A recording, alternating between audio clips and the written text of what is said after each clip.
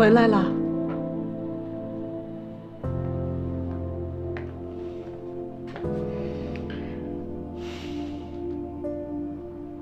你觉得我还有脸在他们家待吗？我这么做，真的是为了你。为了我？我发现你真是……我不跟你吵了。如果你真的为我好，明天你上班的第一件事就是把安哥哥请回来。让他心寒的是王建明。遗嘱是不是你拿出来的？是不是？那好，我现在告诉你，被你奉作神明的安哥哥，自从来到上海之后，他就一直在搜集对我所有不利的材料，然后他拿着这些东西来威胁我，就是想让我把董事长的位置让给他。什么材料？你说清楚。你已经在做生意了，你也应该明白，像安盛集团这样大的公司，不可能没有任何的疏漏，不可能所有的账目都是清清楚楚的。我把他请了回来，坐上了这个位置，他现在这么对我，你觉得他做得对吗？不可能。你说的话我一个字都不相信。安哥哥他不可能是这样的人。我知道，你肯定会站在他那一边的。我也知道，我说什么你也不会信，我也没有办法说服你。现在我只想提醒你，人心难测。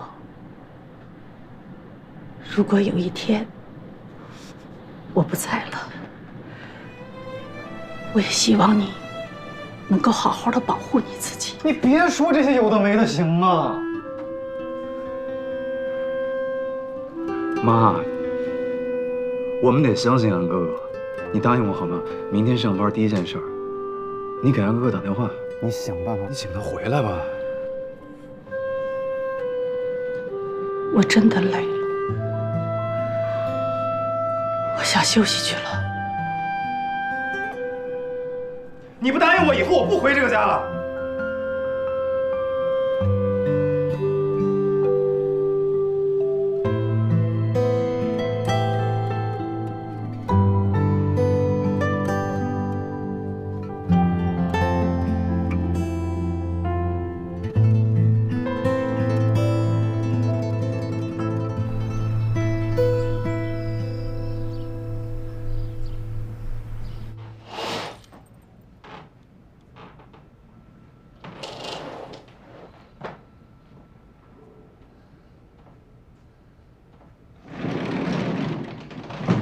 起来啦！你要出去？我去上班。今天你在家好好休息，我会早点回来的。如果要出门的话，记得给我发个信息。上班？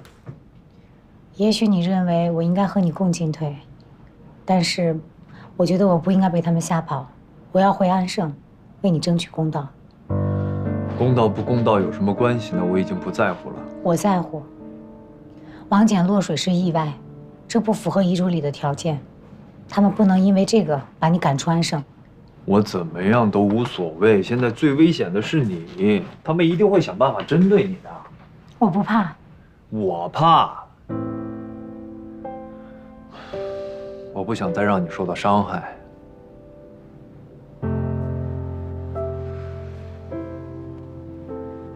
相信我，我能行。而且我不是一个人，我还有丛姐、赵祥庆和天宇，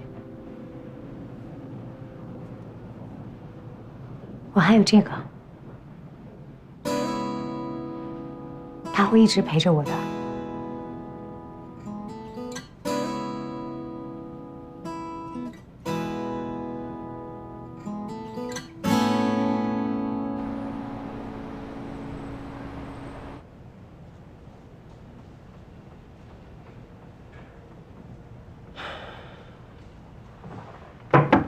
进来，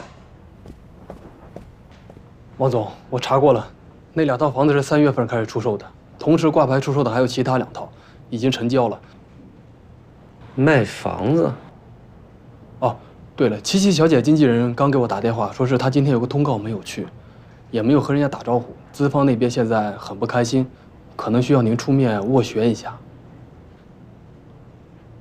我也没有联络到她，你去她家里看一看吧。是。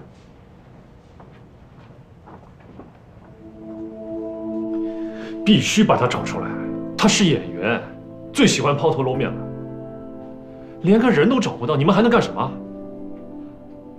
就这样。你在给谁打电话？啊，没什么，公司的事儿，一群废物，不知道怎么做事情的。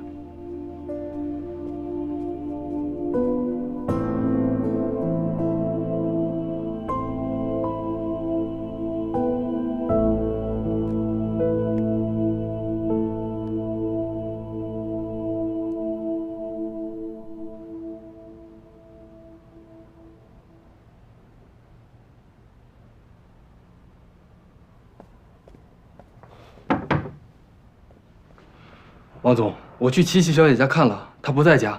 保安说她昨天半夜就拎着行李箱走了，也不知道去哪儿了。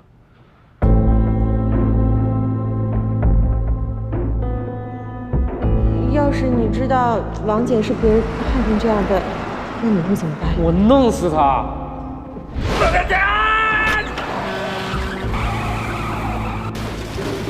这是那天你开的车，有人为破坏的痕迹。这车是琪琪的，不是我的。有人算到你一定会坐这辆车。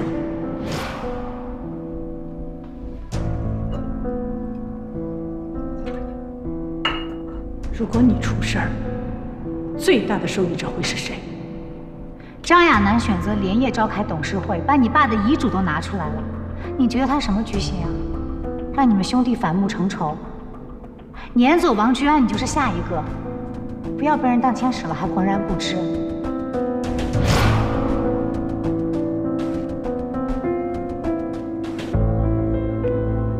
那2套房子是3月份开始出售的，同时挂牌出售的还有其他2套，已经成交了。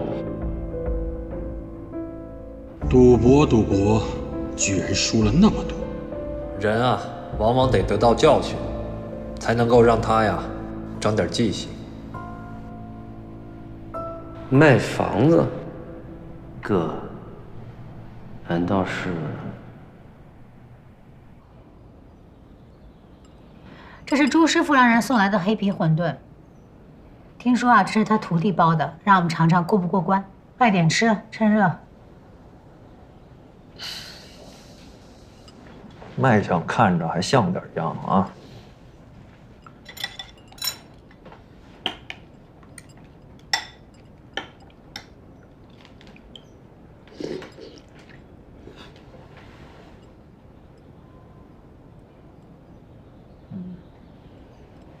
徒弟可以出师了，那可太好了，朱师傅这下可以退休了。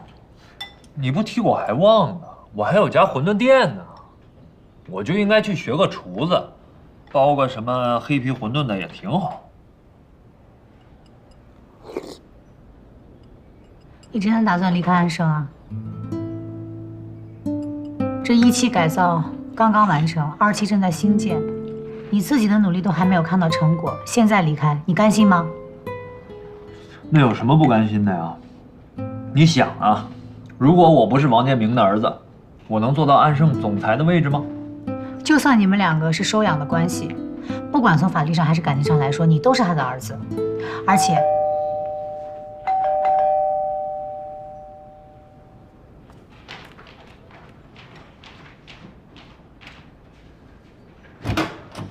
哎，思睿，怎么了？不欢迎？没有，请进。啊，吃饭呢，这么香啊！这煮的什么呀？给我来一个。我给你煮一碗吧。好。让你吃了吗？真拿自己不当外人啊！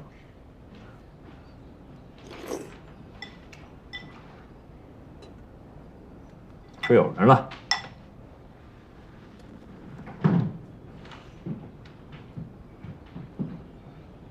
被派来传话了。非要他派我来吗？我就不能来看看我哥吗？还认我这个哥呢？我有说是他派你来的吗？在没有任何证据证明你谋害王简之前，你当然是我哥了。证据？你和张亚楠把我赶出安盛的时候，拿什么证据了吗？话可不能这么说啊！张亚楠那天把遗嘱拿出来的时候，事先我可不知道。少废话，没什么跟你说。哎，哥，你在上海和巴黎的房子是在出售吗？跟你有关吗？如果是为了帮我还债，就跟我有关了。你想多了吧？你是安盛的总裁，是王建明的亲儿子，用得着我这个外人帮你还债吗？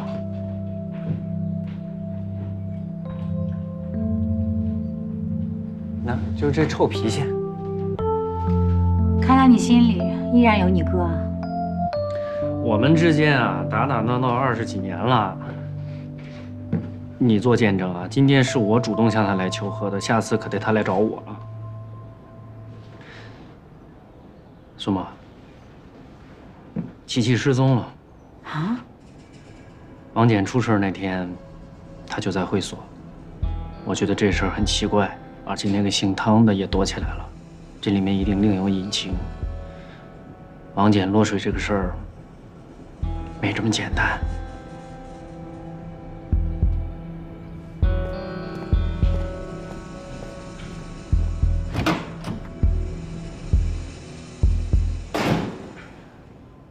琪琪，王思薇的那个女朋友，小明星。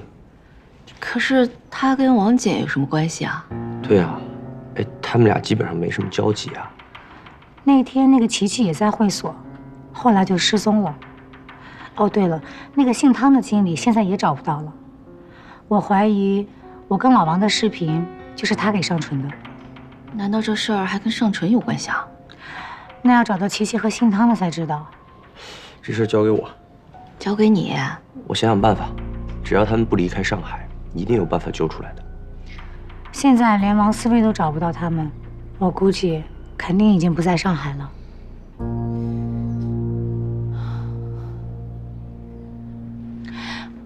王总怎么样了？我们都想去看看他，但是又怕打扰他。他这2天呢，情绪很低落，也不爱说话。我觉得你们还是过2天再去吧。老王真惨。你说，亲生父亲突然间就变成了养父，一个弟弟昏迷不醒，另外一个弟弟，那算是个什么弟弟啊？啊！王思薇这个人呢，容易冲动，也容易犯迷糊，但他本质不坏。我觉得老王以后啊，和他还是能和好的。就是不知道，王简什么时候能够醒过来。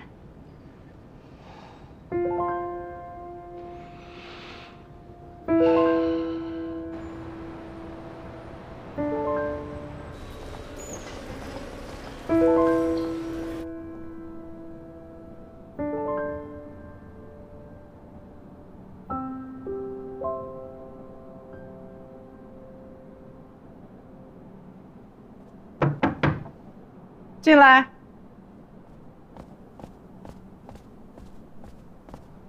董事长，您要的茶泡好了。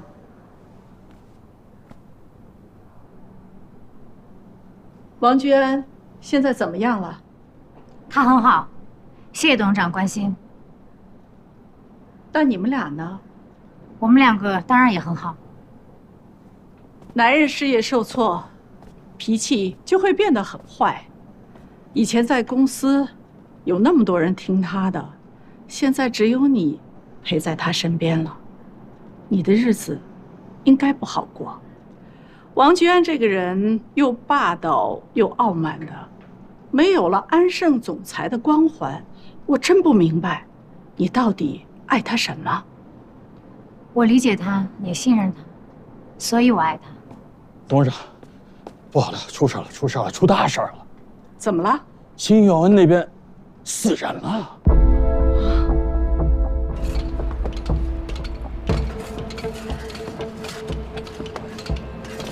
王总，你放心，我已经和施工方的陈经理一起到工地了，我一定会仔细调查情况，向您汇报。好的，懂了。苏助理，你也来了？对，董事长让我过来了解一下情况。给你介绍一下，这位是施工方的陈志毅，陈经理，这是我们董事长助理苏沫。你好，我是苏沫。你好，这到底怎么回事啊？就在那里，那个工人正在休息，被上面吊的墙外石砖砸到头，还没到医院就咽气儿了。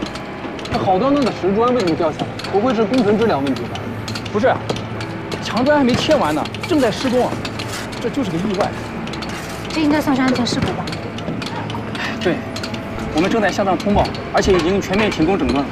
这么大的事情一定要调查清楚，不能糊弄。以后一定要把所有的安全隐患全部排查完，才能开工。是。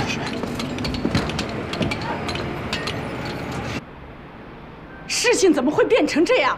你还嫌安盛集团的麻烦事儿不够多吗？怪我干什么？石头又不是我扔下去的，我也不想啊。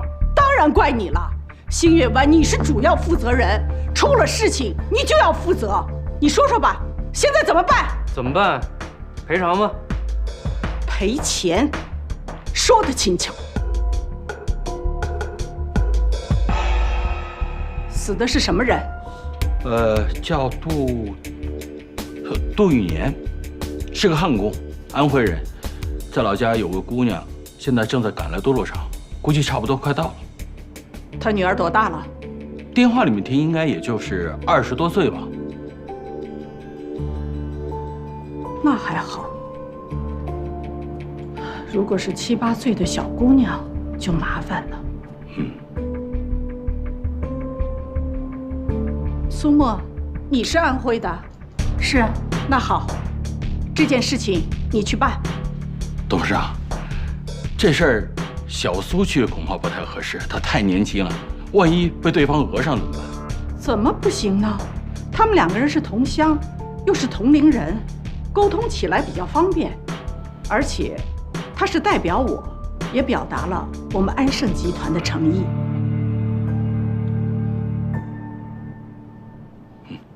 小苏，既然董事长发话了，你就去吧。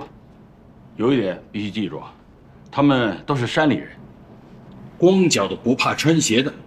你呀，去了之后，先要用气势压住他们，要不然的话，他们会狮子大开口。徐总，我们和人家还没有碰过面，就这样恶意揣测，不好吧？这不是揣测，是经验。行了，别说了，小苏，你去办吧。那我们可以给多少赔偿款？说你们有经验吗？这种事情，你让他们先提条件，你什么也不要答应，回来汇报就行。好，知道了，我这就去。那看来，现在没有我什么事儿了吧？有事情二位随时给我打电话，没事别吵我了。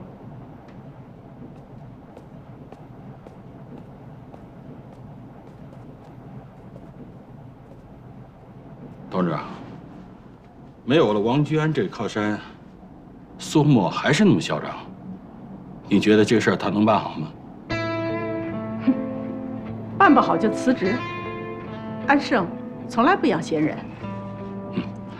那像从容那些跟他走得那么近的人，那就要看他们的表现了。现在已经有很多人在说我冷血了，不能再落下任何的口实。所以要记住，无论做什么事情，都要师出有名。知道。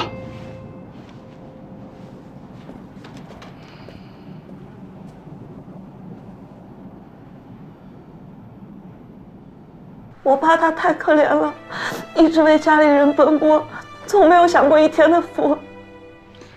节哀顺变。你知道我最难过的是什么吗？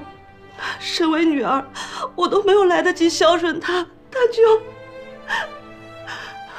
我一直想用我自己赚的钱给我爸买一双新皮鞋，可是我爷爷又有老年痴呆和糖尿病，我妈又有强直炎，我必须得照顾他们。我根本没有办法像正常人一样去工作，我只能抽点时间去打零工，可是也赚不了几个钱，还要给爷爷先买药。我爸我爸他永远是被忽视的那一个，他默默地为家里承担了所有，结果就这么走了。以后我们一家人怎么办呀？怎么办呀？我知道，什么都不能挽回失去的亲人，但是安盛会提供抚恤金，你们家人未来的生活应该不是问题。谢谢你，苏姐姐。如果我现在问能给多少钱，会不会显得我太冷血了呀？当然不会，这个事情我正好也想和你商量一下，你觉得多少合适呢？我也不知道。我听他们说，我们隔壁镇上也有个男的死在上海了，人家给赔了200万呢。200万？会不会太多了呀？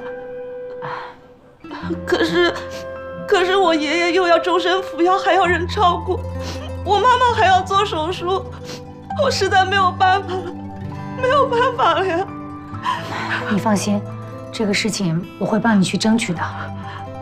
真的？我不会骗人的，相信我。苏姐姐，你真的是太好了，谢谢你。你要保重自己啊。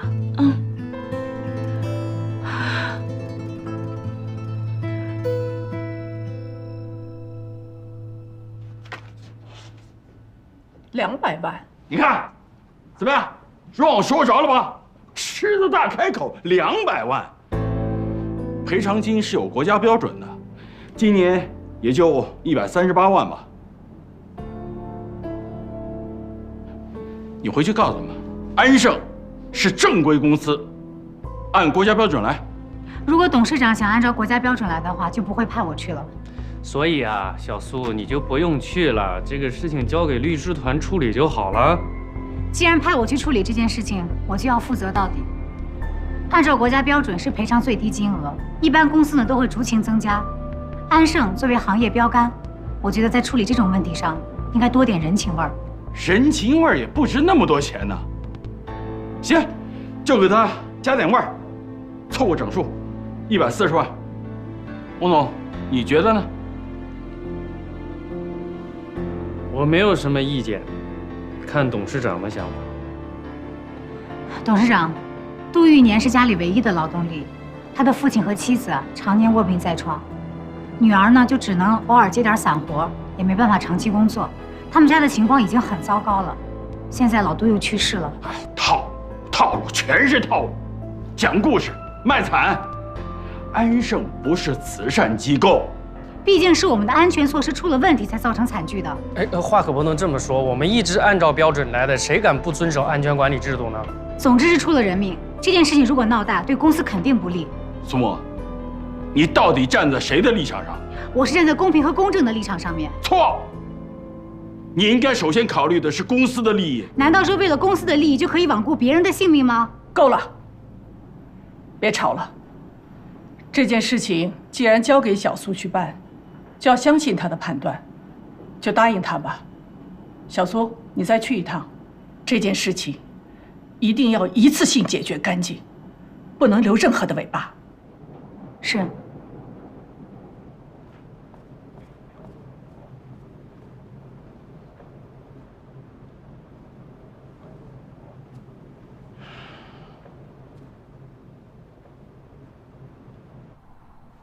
我要的200万，你们答应了吗？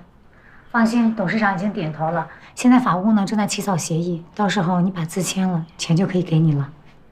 可是我昨天晚上想了又想啊，我觉得200万还是太少了。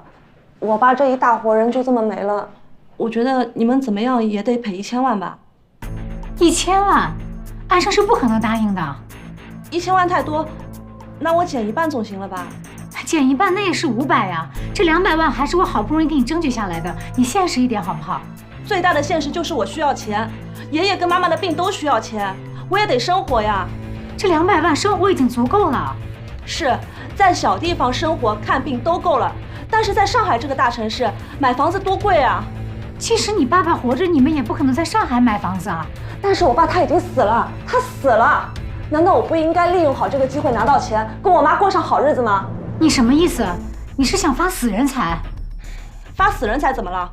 我们家这个情况你也看到了，我爸他生前那么窝囊，让我跟着他受穷，他死后还不让我们享福了？你的想法真的是太龌龊了。我龌龊？我只是要得到我应得的，难道我爸他白死了吗？你不要再提你爸了，你对你爸爸一点感情都没有。对，你说的对，感情值几个钱呀？我实话告诉你吧，我妈她根本就没有病。我准备拿了钱之后呢，跟我妈去国外旅游，买个 LV 什么的。我也想尝尝有钱人的日子是怎么过的。你简直就是个无耻的骗子！这种靠人命换来的钱，你们挥霍起来安心吗？苏沫，你是董事长助理，你现在说这话是代表你自己，还是代表安盛啊？我刚才说的只代表我自己，我也可以代表安盛回答你。你提的要求，我们不能答应。你。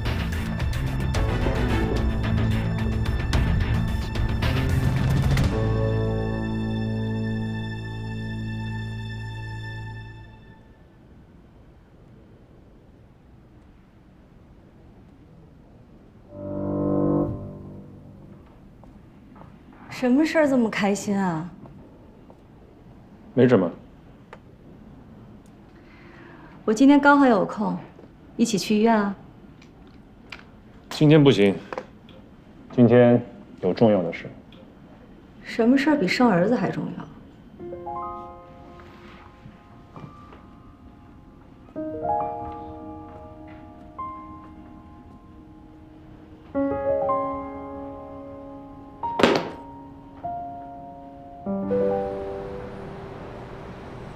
我就想知道我要了200万，你们答应了吗？安盛是不可能答应的。那我减一半总行了吧？你现实一点好不好？最大的现实就是我需要钱，爷爷跟妈妈的病都需要钱，我也得生活呀。你什么意思？你是想发死人财？你的想法真的是太龌龊了。我龌龊？我只是要得到我应得的，难道我爸他白死了吗？你简直就是个无耻的骗子！这种靠人命换来的钱，你们挥霍起来安心吗？苏沫，你是董事长助理，你现在说这话是代表你自己，还是代表安盛啊？我刚才说的只代表我自己，我也可以代表安盛回答你。你提的要求，我们不能答应。苏沫，我想先确认一下，这个录音里的声音是你的吗？这声音是我的，但是这个录音是经过剪辑的。哦，那侮辱死者家属，确有其事了。这是因为有前因后果。小杜，尚纯，是你叫他这样说的对吗？是你让他去录音，是你在背后搞鬼，对不对？哎，话可不能乱说啊！是你们拒绝了人家的合理要求，人家才找到我的。虽然说200万是有点多了，可是人家已经同意减半，连100万你们都不肯给，是不是有点过了？我拒绝的不是200万，是1000万。1000万，你有证据吗？你够了，不要再争了。尚总，开出你的条件吧。哎，张董就是张董，说话做事情就是清楚。很简单，我希望你们能够重启出售安盛的计划，配合我完成收购。不可能，尚总，你在想什么呢？你认为我们碰到这么点事儿，我们就会把安盛广场给卖了吗？才几天没见啊，我真的是要对你刮目相看了。可是你凭什么这么嚣张？就凭你背的那些债吗？尚总，这录音是被剪辑过的，没有人会为他买单。好啊，那我们发到网上，拭目以待喽。即使有人相信，这纯属我个人行为，与安盛无关。我很欣赏你的担当。有个东西希望你能看一下。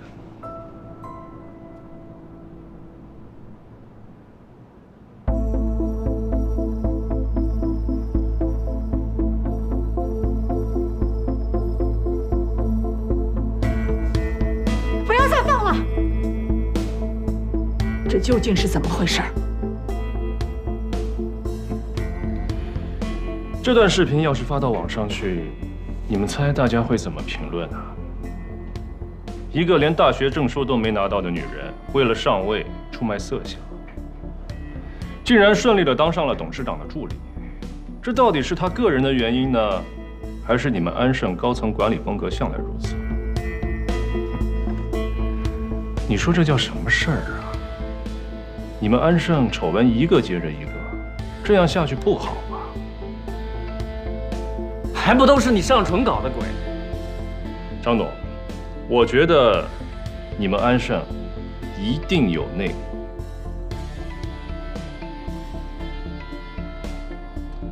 我知道你的胃口一直很大，但我没想到你对安盛广场有这么深的执念。在商言商嘛，出售安盛对你对我有利而无害。我希望张董能够慎重考虑。我给你们3天时间，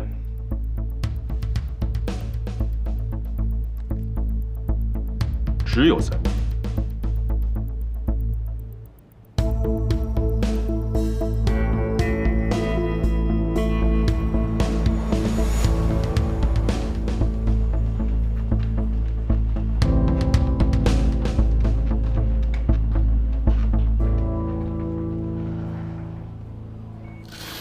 大哥，你来了。哎，怎么样了？好多了。那你们先聊，我就先出去了，有事喊我就行。谢谢。以后这种事儿让他们做就行了。如果人手不够，除了这些也做不了别的。哦，对了，有个好消息，王姐有了握拳反应，脚趾对刺激也很敏感。是吗？啊，你看看。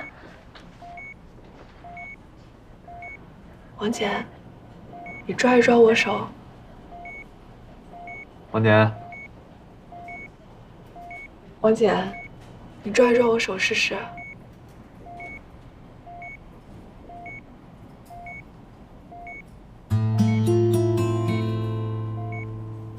他早上还有反应来着，医生说这些都是好兆头，他一定会醒过来的，他不会成为植物人。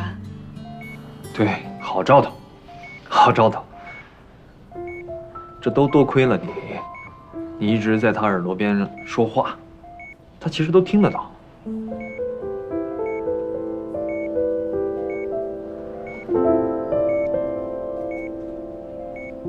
王姐，你能听到我说话是不是？你要是能听到我说话，你就快点醒过来吧。王姐，快醒过来啊！老同学，给你听段有意思的录音。周生，你陪一下王姐啊。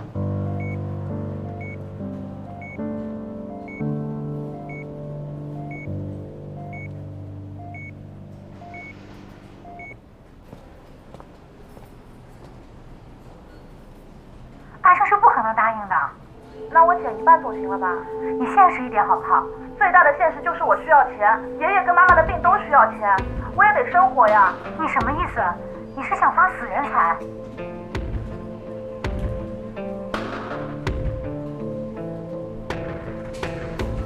你什么意思？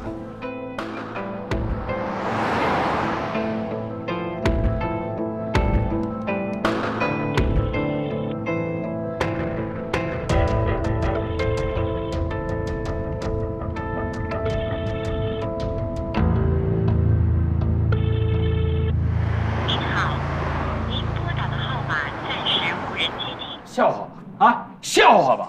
堂堂董事长的助理，做事情居然那么不小心啊！说出那样的话来了，说出那样的话还不算，还居然让人录了音。确实是我的失误，我会负责的。但我也是被别人陷害的，我一定要把真相讲出来。真相有什么真相？你有证据吗？没有证据，你说的再多，别人只会当你是在狡辩。我相信大家有辨别是非的能力。你那么看好大家，你那么做只会让双方吵来吵去，让事情没完没了。我教你个正确的公安办法啊，就是你一个人站出来，真诚地向死者家属道歉，然后把责任承担下来，事情就完了嘛。做错的地方我会道歉的，但如果明明是被别人陷害，为了平息事情而违心地向大家道歉，我做不到。你看，够了，徐总。小苏他已经知道错了，更何况这个事情没有爆出来，我们现在在吵什么呢？哎，录音是不是在尚存手里面？网上爆出来不是迟早的事儿吗？思维说的对，先别自乱阵脚，咱们静观其变吧。行。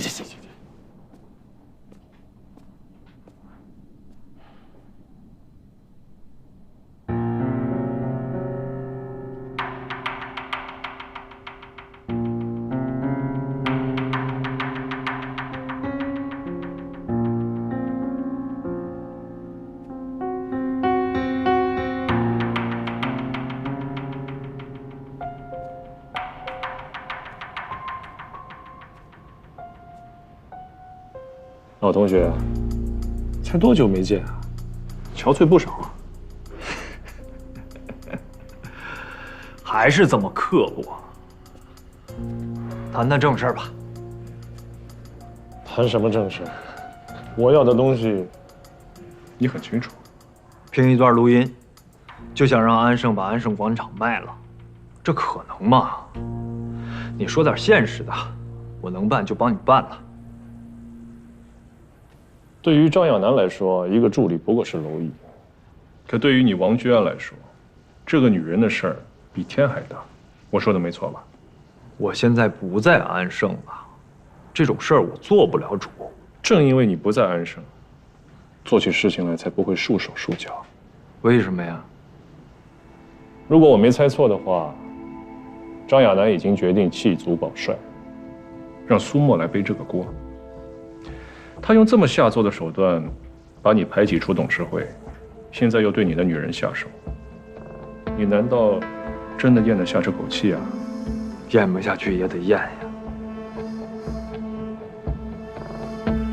王建民的遗嘱是张亚楠最后的底牌，不到万不得已的时候，他是不会亮出来的。如今他已经走到了这一步，说明你已经对他造成了巨大的威胁。老同学，我很了解你，你是个聪明人。当初你在安盛搞这么大的动作，你早晚料到会触碰他的底线。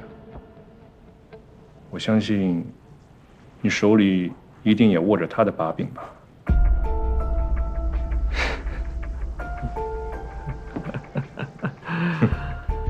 我知道，安盛对你来说很重要，但是你仔细想一想，安盛是什么？那是王建民跟张亚楠的帝国。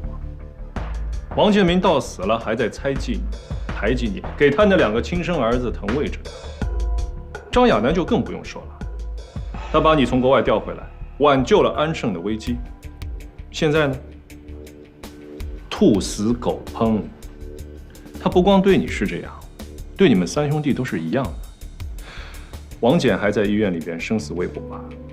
在这个时候，他一点恻隐之心都没有，反而对你们3兄弟痛下杀手。这样的人，真的值得你去这样维护他吗？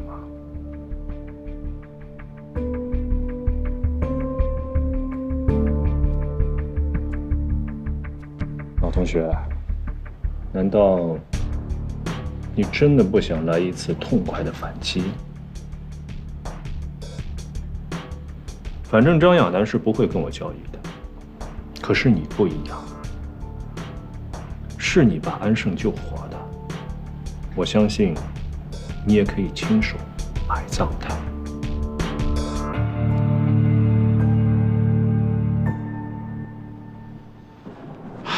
董事长，这事儿没什么难的，录音里不就苏沫一个人的声音吗？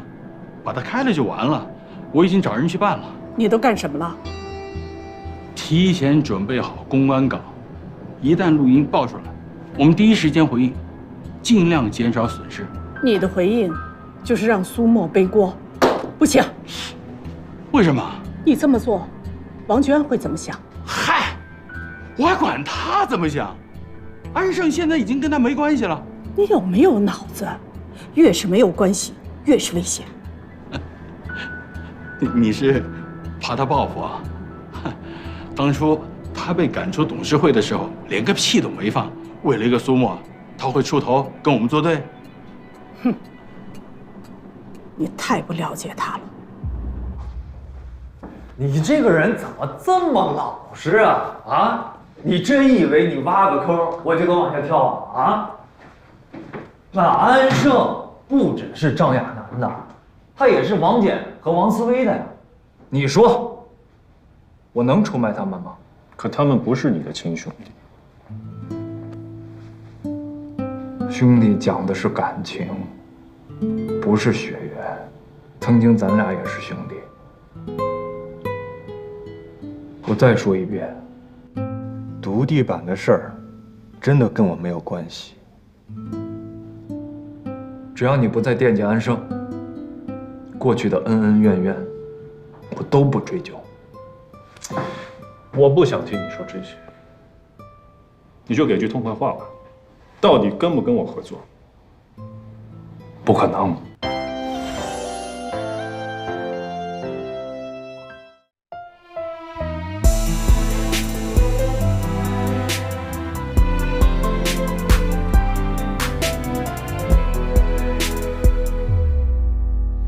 如一场浮华盛宴，我们无路可回。时间就像掌心的水，留不住它余味，不停在这城市里进退，寻找自己的座位。多少人也一样如梦如醉，尝过崩溃的滋味，心才强大无畏，直到不安和疲惫都被我摧毁。如一场浮华盛宴，我们